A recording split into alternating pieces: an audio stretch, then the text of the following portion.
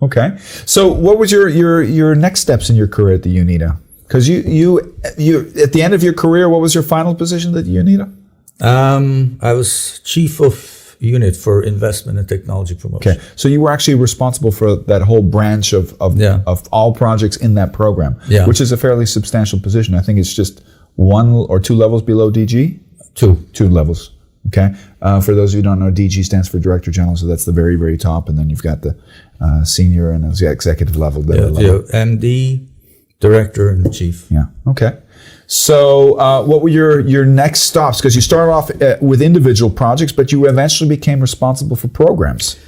What I did is that I figured doing these individual company to company or even group of companies to group of companies is not going to really have a big impact. You can do hundreds of these things. It's not going to move the needle.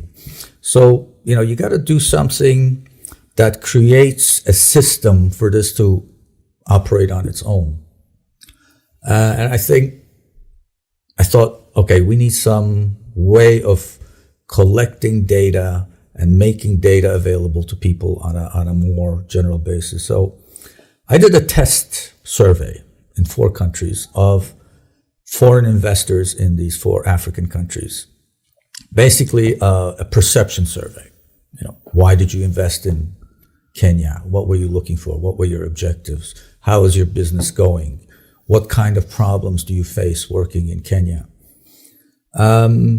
So you were taking a step back and looking at it from a bigger picture, from a strategic and tactical perspective. Exactly, and basically saying, if we can collect this data and make it globally available, more companies could be informed about what opportunities there are and what their peers are doing, etc.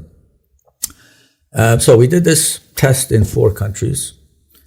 It was very, people were very impressed by it. Was it kind of a Tinder for economic opportunities? That's what we were. Tinder for economic opportunities. Well, I was chief of unit for that. Yeah, very cool. And you tested it for 4 different countries. What was the feedback? The feedback was phenomenal. Yeah. And then we said, okay, we have to develop this further. And, we developed further and further. It became a huge program for 20 countries where we were doing regular surveys, collecting much more in-depth data, and putting this data on like a platform, web-based platform, where companies can use it like dashboard. They can analyze their data. They can look at things they're particularly interested in.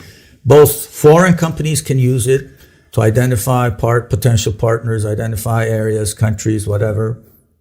And countries themselves, the governments can use it to see what are their weaknesses and strengths in the eyes of actual foreign investors in their countries, where they need strengthening, where they should put their emphasis, where they have strengths that they should work on, and where they have weaknesses where perhaps they should just forget about and not waste time with.